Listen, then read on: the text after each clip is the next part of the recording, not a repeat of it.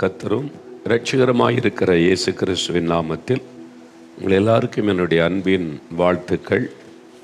இந்த நாளிலும் உங்களோடு சேர்ந்து ஜெபிக்கவும், ஆண்டவருடைய வார்த்தைகளை உங்களோடு பகிர்ந்து கொள்ளவும் ஆண்டவர் கொடுத்த இந்த நல்ல சந்தர்ப்பத்திற்காக நான் தேவனை ஸ்தோத்திரிக்கிறேன். இயேசு நல்லவர், அவர் நன்மை செய்கிறவராய் இந்த உலகத்திலே சுற்றி திரைந்தார்.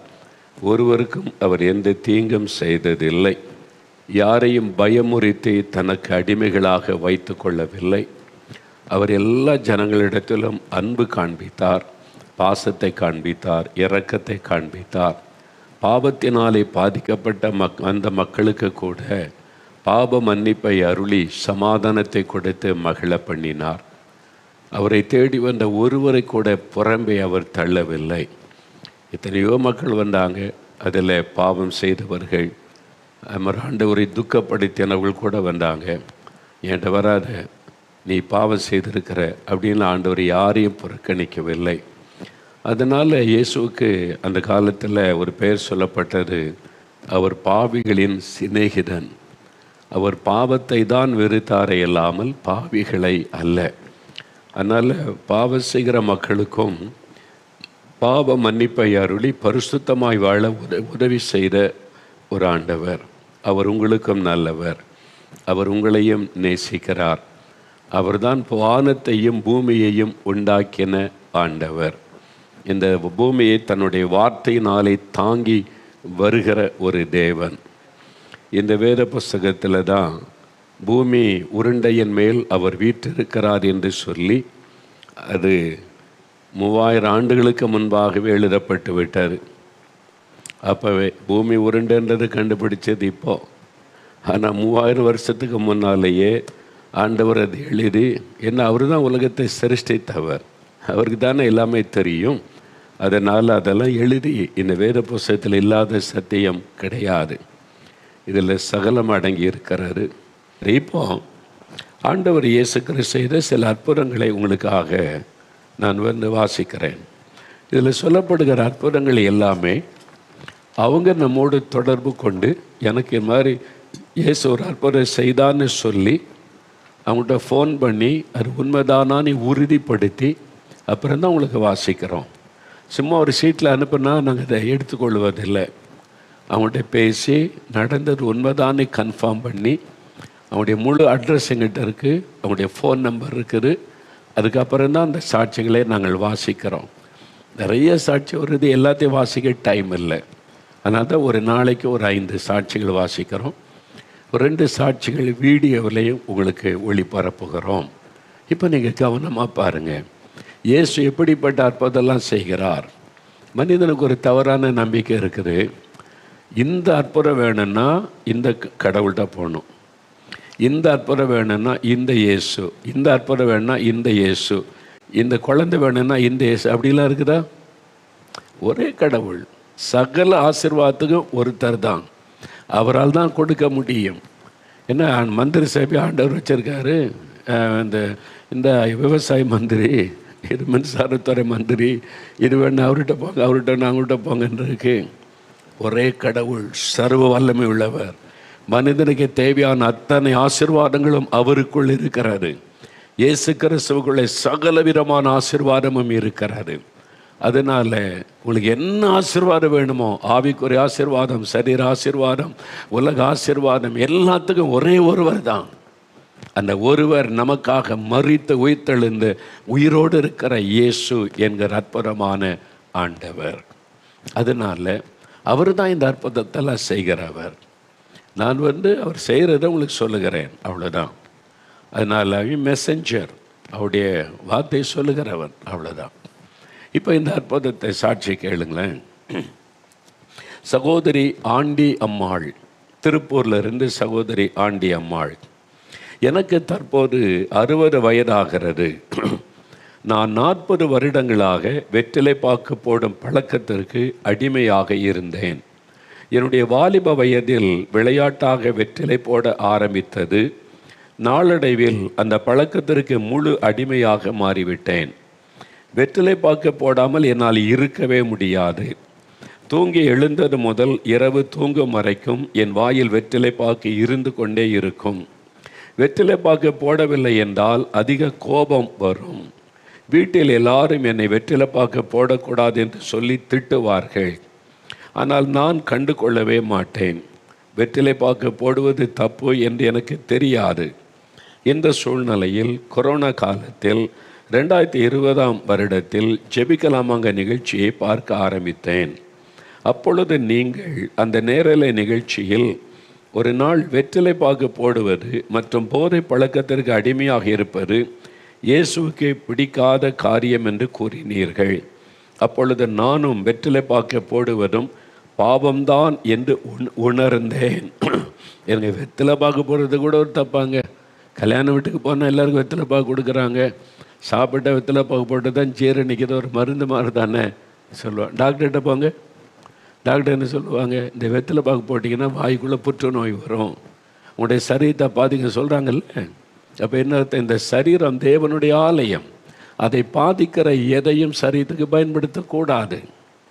அப்போது யோசித்து பாருங்கள். அப்போ இந்த மாதிரி பீடி சிகரெட் குடிக்கிறது, இது மாதிரி வெற்றிலை பாக்கு பொடி போடுவது, இதெல்லாம் உடைய சரீரத்தை கரைப்படுத்துவது, தீட்டுப்படுத்துவது, பாதிப்புக்குள்ளாக்குவது. இது தேவனுடைய ஆலயம். அது எப்படி நீங்கள் தீட்டுப்படுத்துவது? அது பாவம்ல. அப்போ அது பாவமான காரியம். புரியுதா உங்களுக்கு? நீங்கள் ஒரு கோயிலுக்கு போகிறீங்க, எந்த மத கோயிலாக இருக்கட்டுமே, உள்ளே போய் யாராவது வெற்றிலை பாக்கு போட்டு துப்ப முடியுமா? என்னடா அது கோயில் அசிங்கப்படுத்துகிற, அடித்து விரட்டிடுவாங்கல்ல.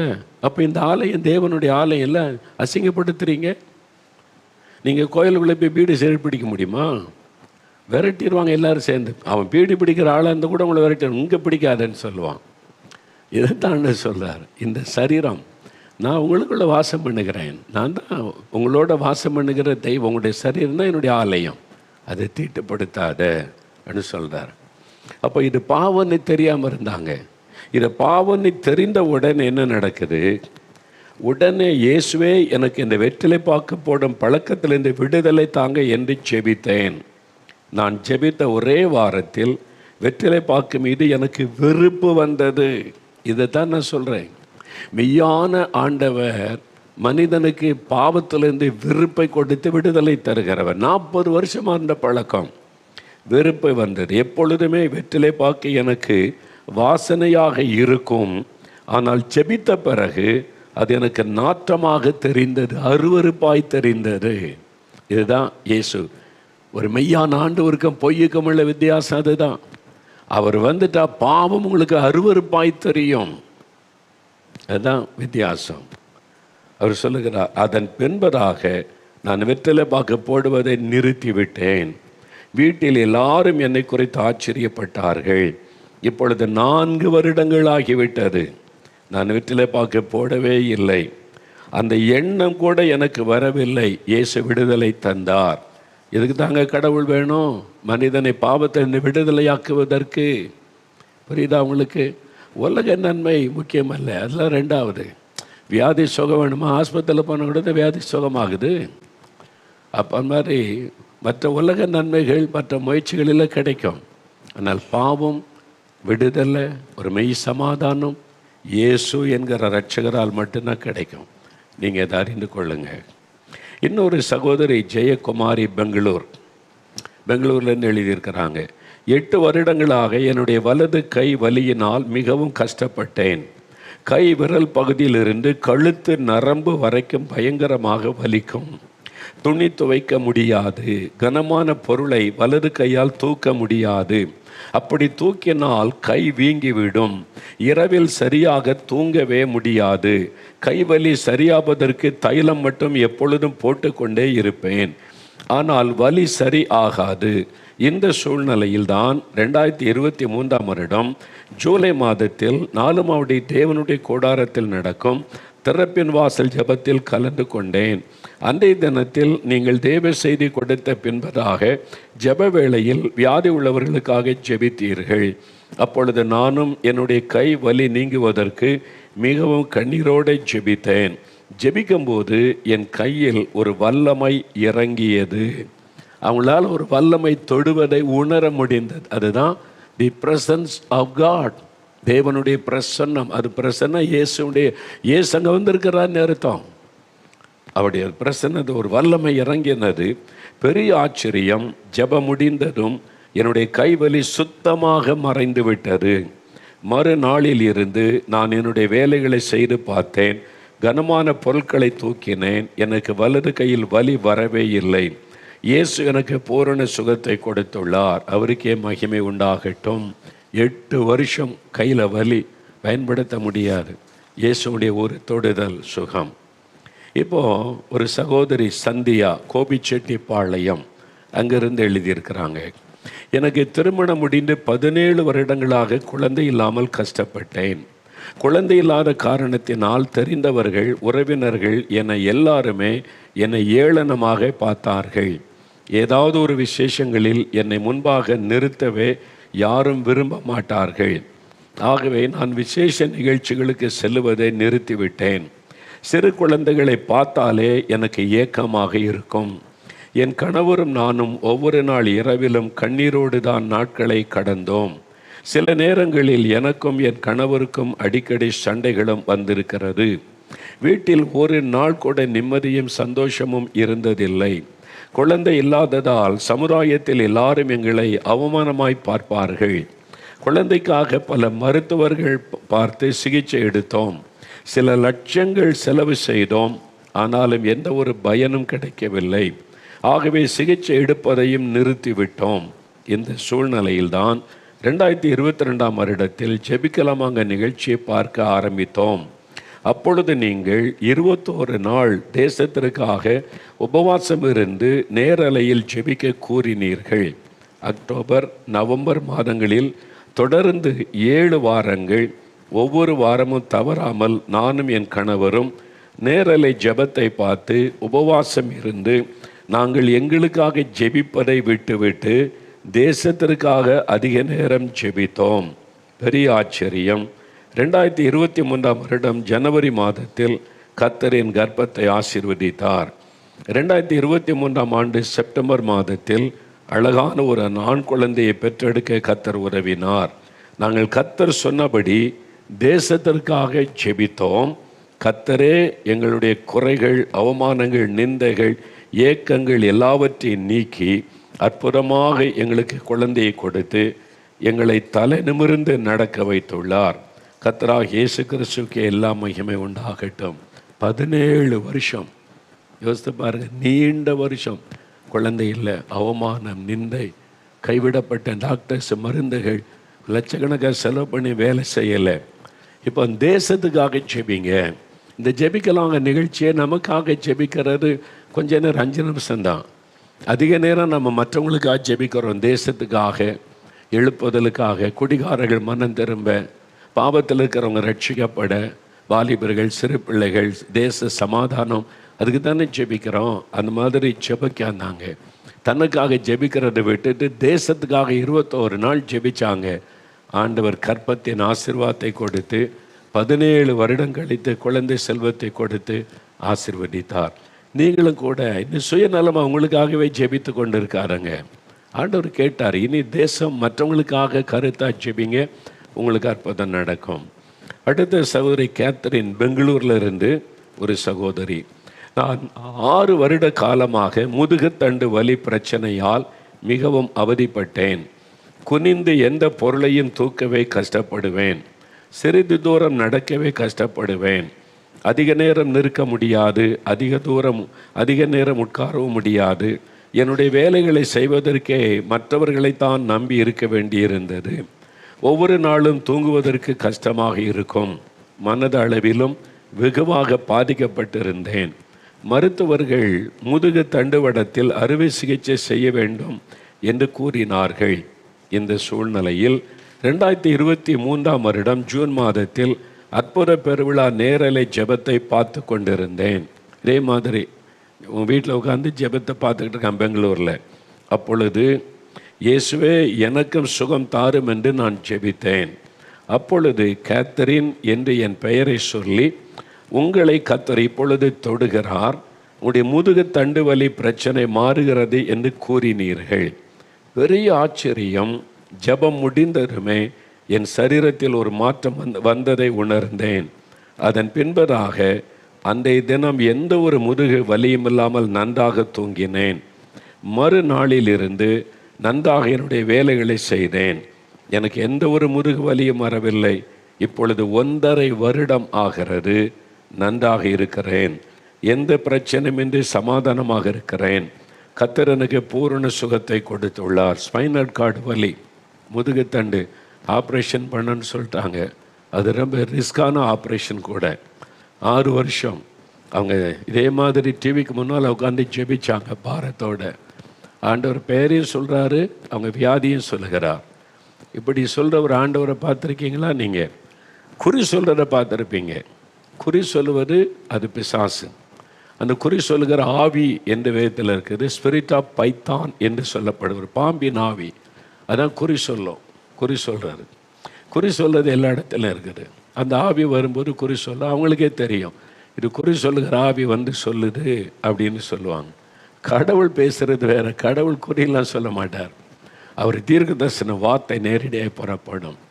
பாருங்கள், அவங்க ஆண்டவர் வந்து அவங்க பாரத்தோட 6 வருஷம் வலி வேதனை ஆண்டவர் பெயரை சொல்லி வியாதியை சொல்லி அந்த நிமிஷமே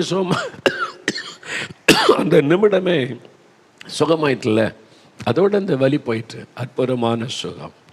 அதனால் ஆண்டவருக்கு ஸ்தோத்திரம். இதே மாதிரி ஆண்டவர் உங்களுக்கு செய்வார்.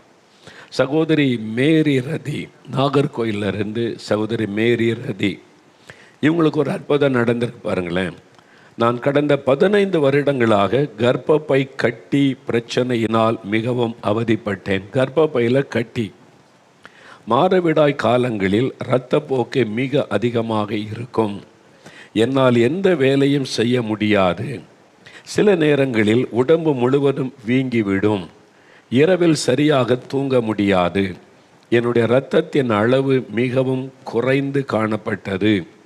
மாதத்திற்கு 1 முறை அல்லது 2 முறை இரத்தம் ஏற்ற வேண்டியது வரும்.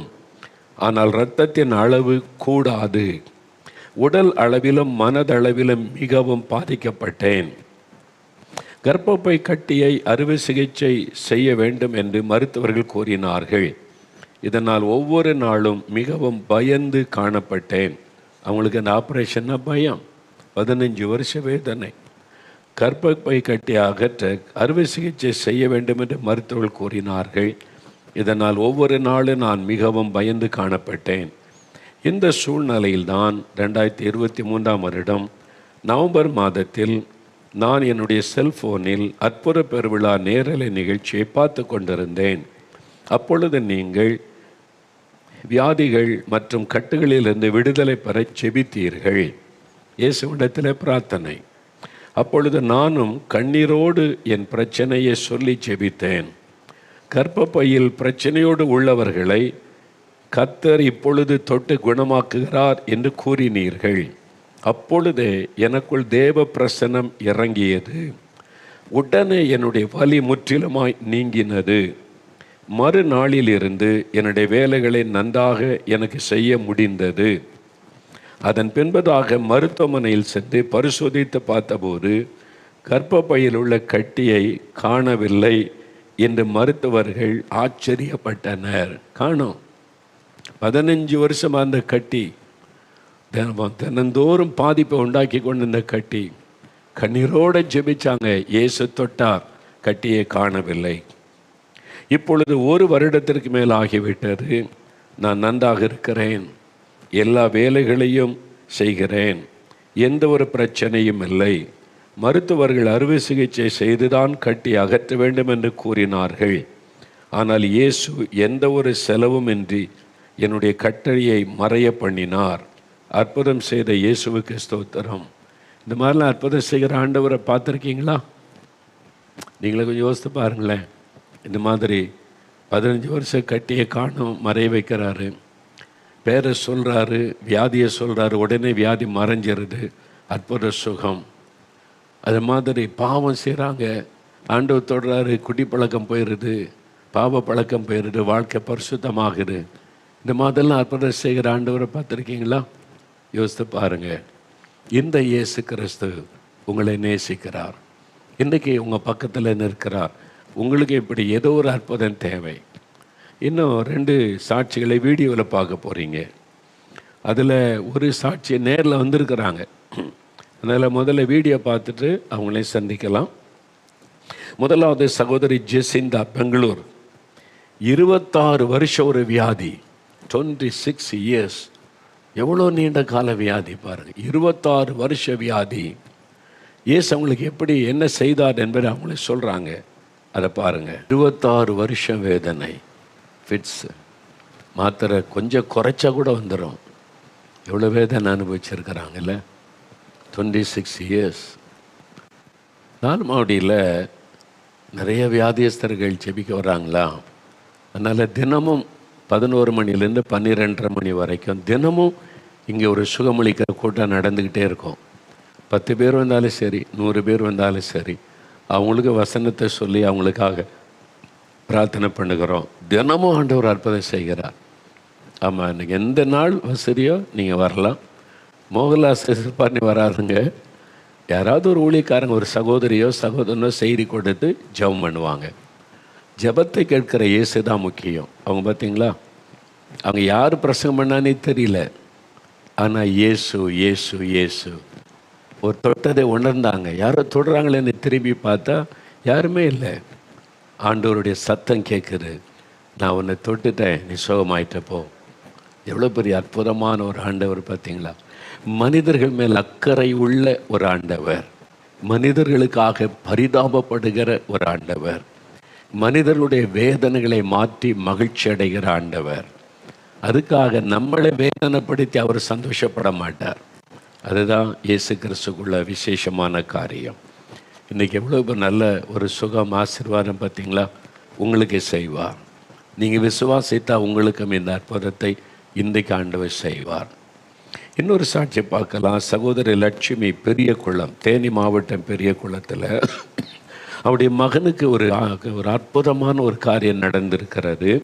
எவ்வளோ பெரிய அற்புதம் இல்லை. டாக்டர்ஸ் கைவிட்டார். 15 லட்சம் செலவு பண்ணியாச்சு. இன்னும் உங்களுடைய மகனை காப்பாற்ற முடியாது, அவ்வளோதாம்மா. டாக்டர்ஸ் என்ன செய்ய முடியும், முடிஞ்சதை செய்வாங்க. இவங்க சாட்சி சொல்லும்போது என்னுடைய தாய், நான் இருந்த நிலைமை எனக்கு ஞாபகத்தில் வந்தது. எனக்கு 14 வயசில் அப்படி தான் டாக்டர்ஸ் கைவிட்டுட்டாங்க. கண்ணீர் வடித்தாங்க. ஒன்றும் செய்ய முடியாது, அவ்வளோதான்.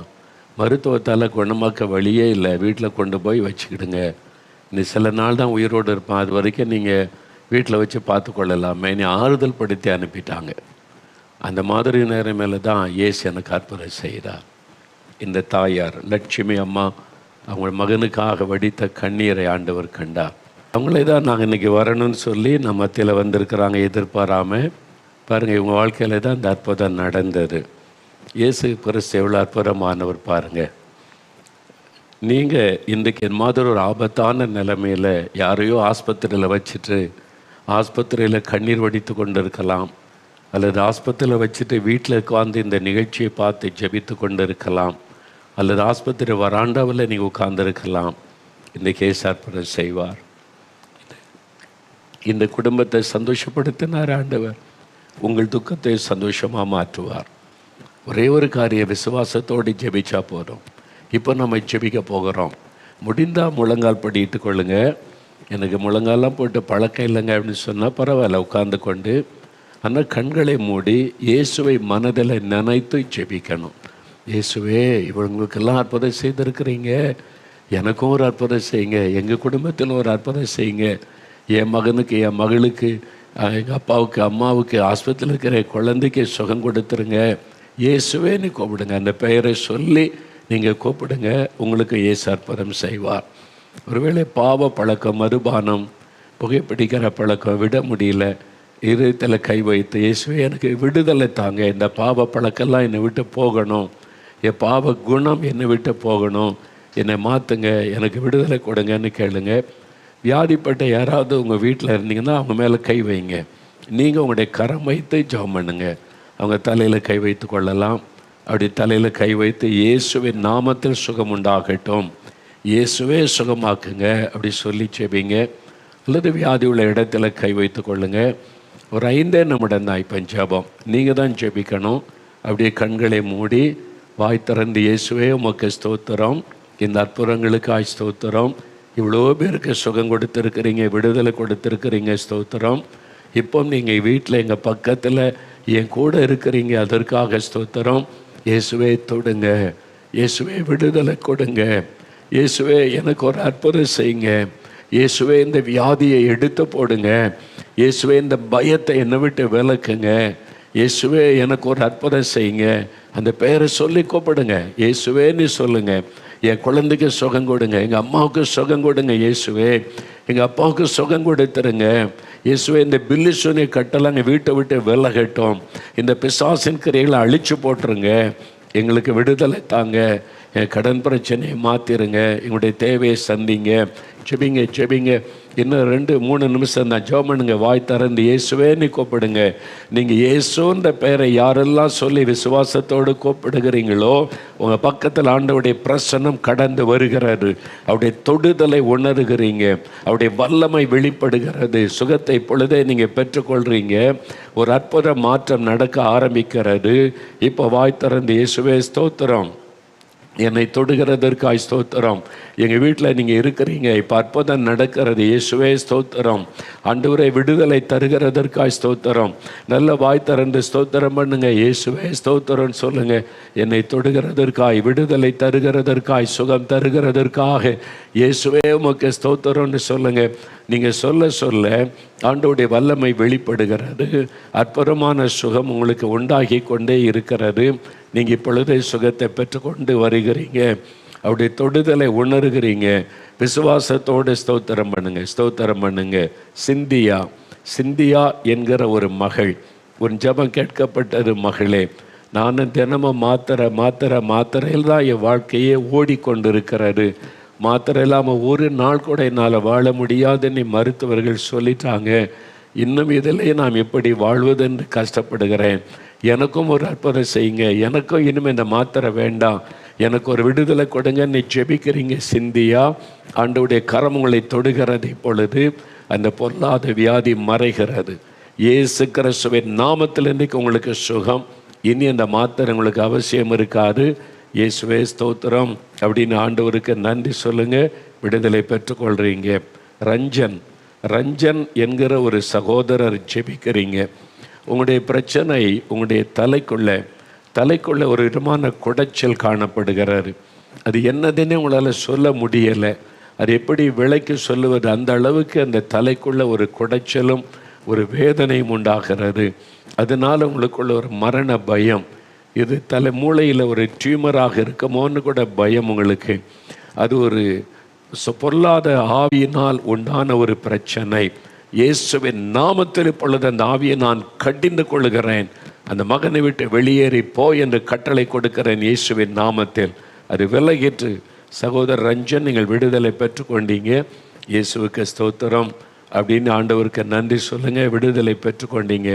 இயேசுவுக்கு ஸ்தோத்திரம்னு சொல்லுங்கள். இப்பொழுது மிஸ்டர் கிருஷ்ணன், இயேசுடைய ஜெபத்தை கேட்டார். கிருஷ்ணன், உங்களுடைய எலும்புகளுக்குள்ள வினோதமான ஒரு வியாதி, அது எலும்பை அரித்து கொண்டு இருக்கிறது.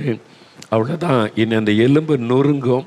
அந்த எலும்பு பாதிப்பு கொஞ்சம் கொஞ்சமாக பரவுன்னு மருத்துவர்கள் சொன்னதுனால ஒரு மரண வேதனையோடு நீங்கள் வாழ்ந்து கொண்டு இருக்கிறீங்க. ஏன்னா இப்படிலாம் அற்புதம் நடக்குமா? அப்போ இயேசு எனக்கும் ஒரு அற்புதம் செய்யட்டுமே. இயேசுவே நீ கூப்பிட்டீங்க. ஆண்டவுடைய இயேசுடைய கரம் உங்களை தொடுகிறார். அவர் உங்களை நேசிக்கிறார். உங்கள் மேலே ஆண்டவுடைய தழும்புள்ள கரம் வைக்கப்படுகிறாரு. மிஸ்டர் கிருஷ்ணன், உங்களுடைய எலும்புகளுக்குள் இயேசுவின் வல்லமை பொழுது இறங்குகிறாரு. பாதிக்கப்பட்ட எலும்புகள் புதிதாய் மாறுகிறது இயேசுவின் நாமத்தில். பொருளாத இந்த எலும்புரிக்கு வியாதி விலகுகிறது இயேசுவின் நாமத்தினாலே. விடுதலைக்காய் ஸ்தோத்திரம் பண்ணுங்க. நன்றி சொல்லுங்க. எல்லாருடைய வலதுகரம் உயர்த்தி இயேசுவே உமக்கு ஸ்தோத்திரம் சொல்லுங்க. இயேசுவே உமக்கு ஸ்தோத்திரம், இயேசுவே உமக்கு நன்றி, உமக்கு நன்றி, உமக்கு ஸ்தோத்திரம் அப்படின்னு சொல்லுங்க. ஆஸ்பத்திரியில் மூளை காய்ச்சலினால் பாதிக்கப்பட்டு உயிருக்கு போராடி கொண்டிருக்கிற ஒரு குழந்தையை வைத்து ஒரு தாய் கண்ணீர் வடித்து கொண்டு இருக்கிறீங்க. ஆண்டவர் இயேசுடைய கண்கள் உங்களை பார்க்கிறது. இப்போ அந்த குழந்தை மேலே உங்கள் கையை வைங்க. இயேசுவின் நாமத்தில் என் குழந்தைக்கு சுகம் வரட்டும்னு சொல்லுங்கள். இயேசுவின் நாமத்தில் அந்த குழந்தை சுகம் அடையட்டும். உங்களுடைய கண்ணீரை இயேசு கண்டார். உங்கள் நிமித்தம் உங்களுடைய குழந்தைக்கு சுகத்தை கட்டளை இடுகிறார். அந்த குழந்தை அந்த ஒரு அற்புத சுகம் அடைகிறது. அந்த குழந்தை இயேசுக்கு பிரியமாக நீங்கள் வளர்க்கணும். அதற்கு ஒப்பு கொடுங்க. இந்த நிமிஷத்தில் இந்த மாற்றத்தை பார்ப்பீங்க. ஆண்டவரே, இந்த குழந்தையை தொட்டதற்காய், மரண கட்டுகள் மாறிவிட்டதற்காய் ஸ்தோத்திரப்பா. ஜனங்களுடைய கண்ணீரை தொடங்க ஆண்டவரே. வேதனையில் கண்ணீரில் இருக்கிற மக்கள் வேறு யாரிடத்திலே போவாங்க ஆண்டவரே? ஒவ்வொரு வீட்டில் அற்புதம் நடக்கட்டும். இன்றைக்கு ஒவ்வொரு வீட்டிலும் விடுதலை இயேசுவின் நாமத்தில் உண்டாகட்டும். ஒவ்வொரு குடும்பத்திலும் இன்றைக்கு ஆசீர்வாதம் இயேசுவின் நாமத்தில் உண்டாகட்டும். நீர் செய்துவிட்டீர். உமக்கு ஸ்தோத்திரம், ஸ்தோத்திரம், ஸ்தோத்திரம். இயேசு கிறிஸ்துவின் நாமத்தில் ஜெபிக்கிறோம் பிதாவே. ஆமேன், ஆமேன், ஆமேன். ஆண்டவருக்கு நன்றி சொல்லுங்க. ஆண்டு